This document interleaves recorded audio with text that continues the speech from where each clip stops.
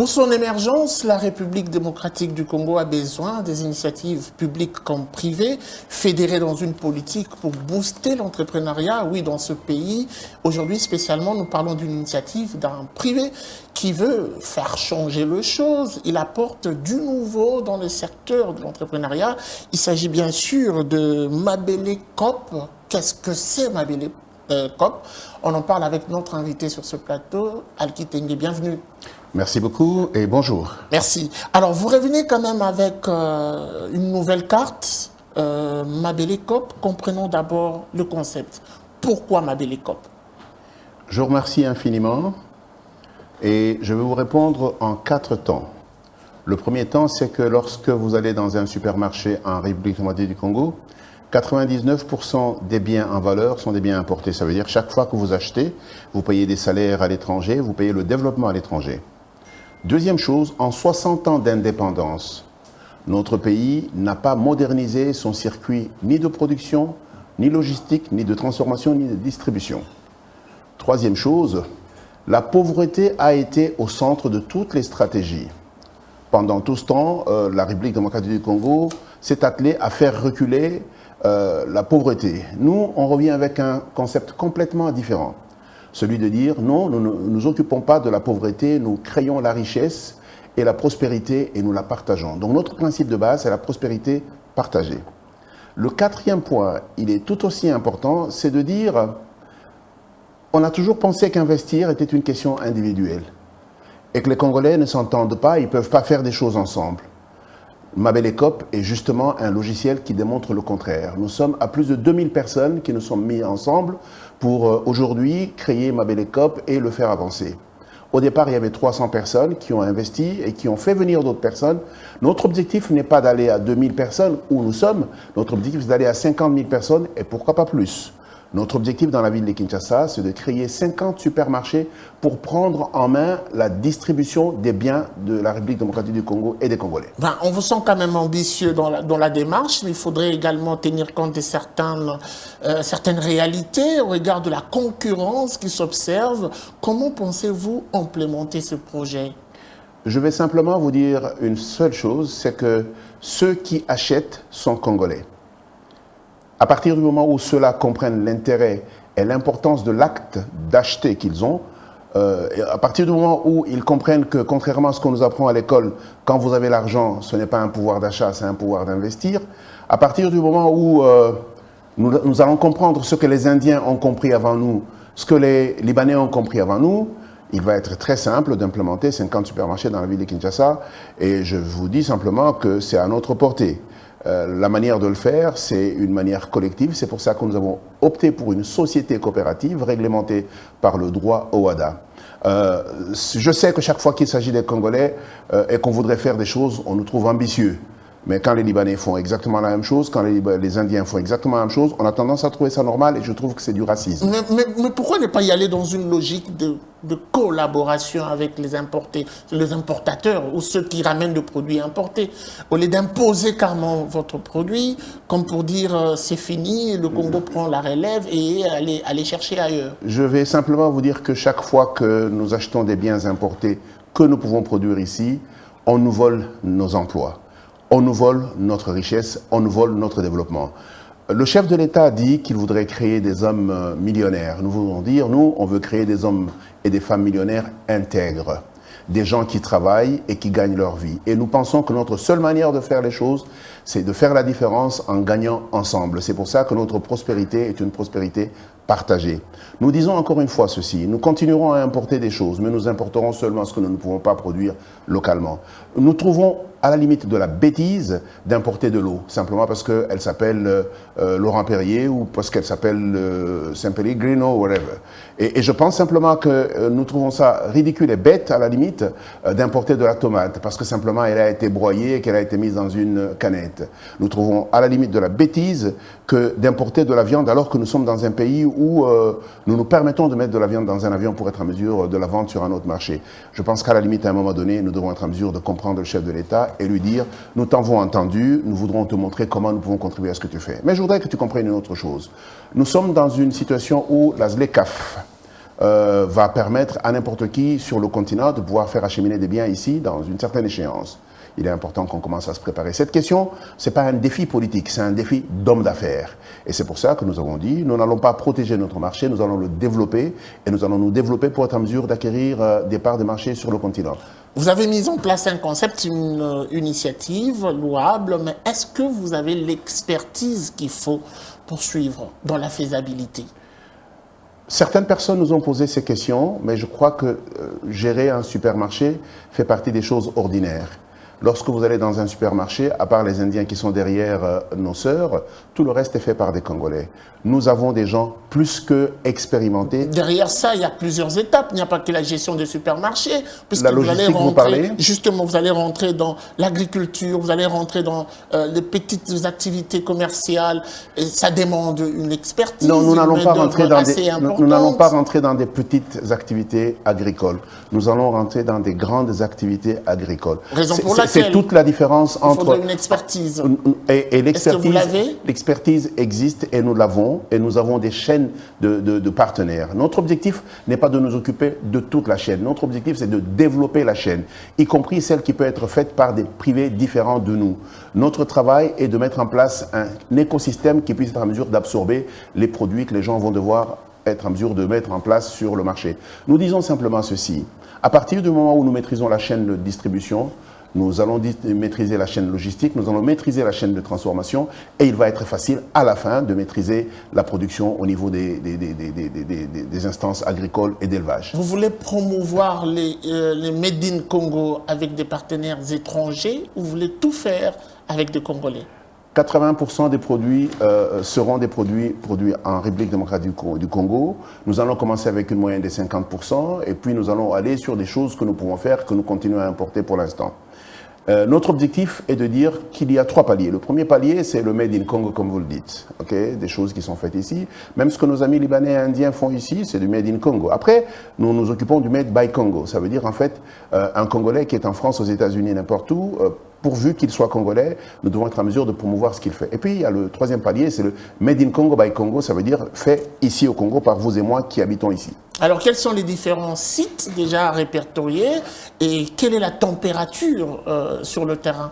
Je vous invite simplement ce samedi au lancement du premier supermarché. Ce sera sur Huileries, à 100 mètres du rond-point à gauche. C'est là-bas que se trouve notre premier supermarché. Venez y faire un tour et faites un reportage pour montrer aux Congolais que plus de 2000 Congolais sont capables de s'entendre et notre objectif d'aller à 50 000 Congolais, pourquoi pas plus, pour faire davantage. Nous nous disons que nous allons démontrer et au chef de l'État et aux différents ministres de l'économie, des finances et du budget que la République du Congo peut répondre au présent lorsqu'on l'appelle. Qui est derrière vous, M. Alkitenge? Il y a 2000 personnes. Au départ, 300 personnes se sont réunies pour créer la société. Nous avons un conseil d'administration qui est fait de 12 personnes, 6 femmes et 6 hommes, des Congolais, des professeurs d'université, des hommes d'affaires locaux, des cadres de banque et nous avons là-dedans des intellectuels de pointe. Nous réfléchissons ensemble pour donner, dans une dimension collégiale, un résultat à notre communauté. Vous savez, chaque fois qu'un Congolais fait quelque chose, on lui pose la question de savoir qui est derrière. Eh bien, derrière nous, il n'y a personne.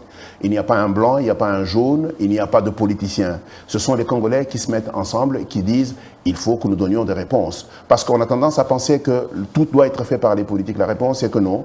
Les politiques nous donnent des outils, nous devons être en mesure de les utiliser pour avancer. 50 supermarchés, je vous ai entendu le dire. Nous commençons par un. Est-ce que vous pensez que ça pourra répondre aux besoins qui s'observent sur le terrain ou 50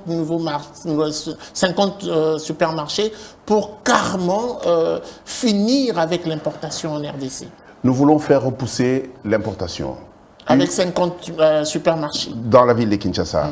Et vous avez fait des calculs, des statistiques. Notre objectif, que ça marchera. Notre objectif est de donner au Congo central, à la province du Bandundu et à l'agriculture périurbaine le rôle qu'elle mérite. Pourquoi? Parce que nous pensons que la plupart des fois, le poulet importé repousse le poulet local.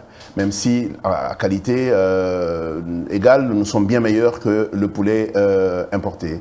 Nous constatons que le haricot importé repousse le haricot local, alors que le haricot importé, en grande partie, il est importé ici simplement parce que dans le pays d'origine, on ne peut pas le consommer, il est pollué. Mais nous ne sommes pas suffisamment protégés pour ça. Et nous pouvons dire la même chose pour plusieurs autres biens. Et nous voudrons redonner aux Congolais la capacité de se sentir fiers de ce qu'ils produisent.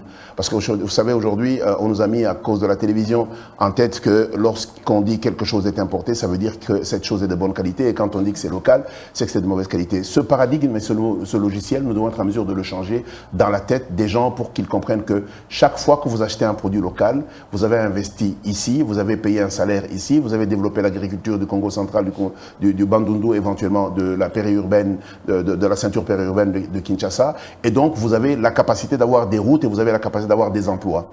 Et c'est dans ce sens-là que nous voudrons être en mesure de travailler. Et 50 supermarchés, nous n'allons pas les mettre n'importe où. C'est vrai que nous allons les mettre à certains endroits où il y a des grandes routes. Nous allons surtout aller où personne n'ose aller. Essayez d'aller sur Google Maps, prenez supermarché, vous allez voir que tout est concentré du même côté. Alors la question est de dire, qui fait ça ? Pourquoi il fait ça? Nous voudrons être en mesure, d'aller là où sont nos frères, être en mesure de leur donner leur dignité. Nous trouvons ridicule, à la limite de la bêtise, que 60 ans après l'indépendance, nous continuons à acheter la nourriture par terre. Et nous pensons que chaque personne, chaque Congolais a le mérite, comme au Zimbabwe, comme en Zambie. Il n'est pas temps pour vous de nous donner déjà les différents positionnements de ces 50 supermarchés? Non, nous allons avoir... C'est vraiment prématuré, ça va être dynamique, ça va répondre aux besoins et à des études. Je vous dis simplement que le premier supermarché témoin, il est sur Willery et nous sommes en train d'acheter du matériel pour lancer le deuxième et nous allons aller à 3 à 4. Notre objectif, c'est qu'en 24 à 30 mois, nous soyons en mesure de déployer les 50 supermarchés. Très bien. Alors, vous lancez un concept dans un pays où plus de 2 milliards de dollars est investi chaque année pour l'importation. Et on doit le dire que vous venez de vous lancer dans une guerre, un bras de fer, vous nagez à contre-courant. Quelles sont les garanties que vous avez? Notre première garantie s'appelle Félix-Antoine Tshisekedi, parce qu'il nous dit qu'il voudrait créer des millionnaires congolais, et nous lui disons, voici comment il faut le faire, la première des choses. Deuxième, c'est tous ces économistes en mal de positionnement qui disent tout le temps qu'il faut dédollariser l'économie congolaise. Nous disons que ça ne sert absolument à rien de dédollariser l'économie congolaise. Il faut renforcer l'économie congolaise et redonner la valeur à la monnaie locale en produisant localement et en échangeant sur le marché national. Voilà ce qui va de manière automatique déclasser le dollar dans notre économie. Et la troisième des choses, c'est que nous voudrons remettre la fierté aux Congolais. Nous en avons ras-le-bol de voir nos enfants mendier dans les rues. Nous avons ras-le-bol d'avoir notre système se plaindre tout le temps du fait qu'il n'y a pas d'emploi, alors que de manière inconsciente, nous jetons nos emplois en important des biens complètement inutiles.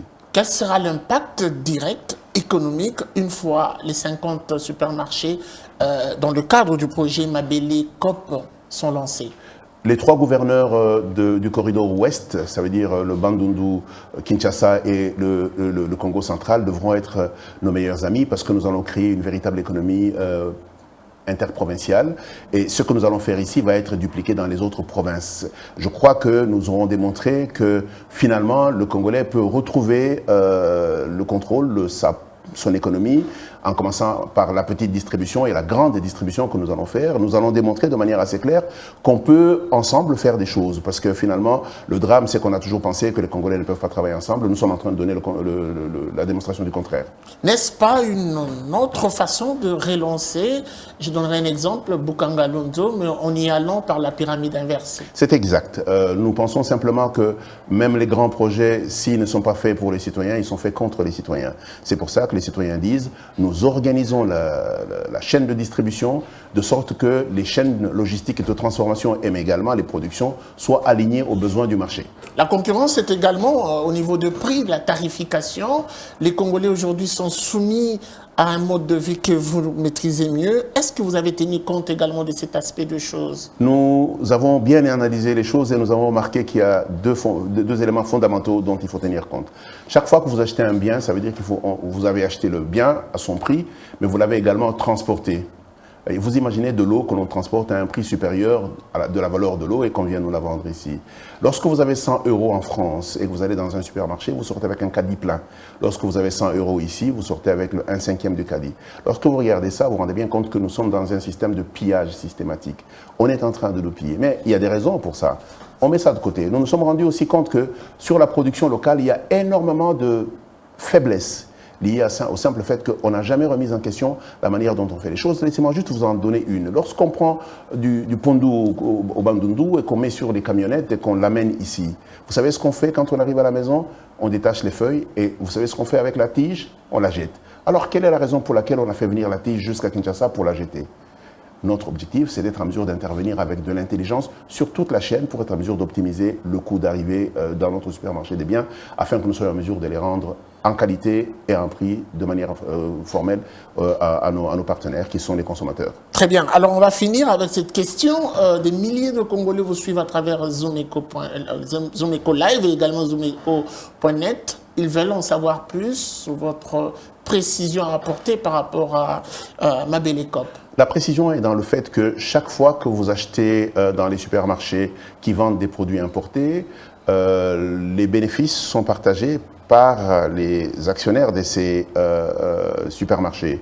Nous appelons les Congolais à nous rejoindre parce que notre actionnariat est un actionnariat participatif. Ça veut dire vous, avec 100 $, pouvez devenir actionnaire dans notre société coopérative et nous sommes ouverts. Nous voudrons aller au plus grand nombre possible. Pour arriver à 50 supermarchés, nous voudrons être en mesure d'atteindre 50 000 personnes pour avoir le premier palier, être en mesure d'être financièrement bancable pour être en mesure de faire l'extension. Mais nous n'aurons pas besoin d'avoir des financements extérieurs si au lieu de 50 000 personnes, nous avons 100 000 personnes. Ouvrez un partenariat public-privé, par exemple. Pour l'instant, nous travaillons avec la participation citoyenne. Nous appelons ça l'investissement patriotique. Nous voudrons que les Congolais comprennent que personne ne fera leur bonheur, ils feront leur bonheur eux-mêmes. Et donc, avec 100 $, vous pouvez devenir actionnaire dans notre société. L'objectif de la société coopérative, c'est de donner à chacun la valeur égale. Je suis président du conseil d'administration, je n'ai pas plus de droits que n'importe quel autre investisseur. Chaque investisseur vaut une personne. Point full stop.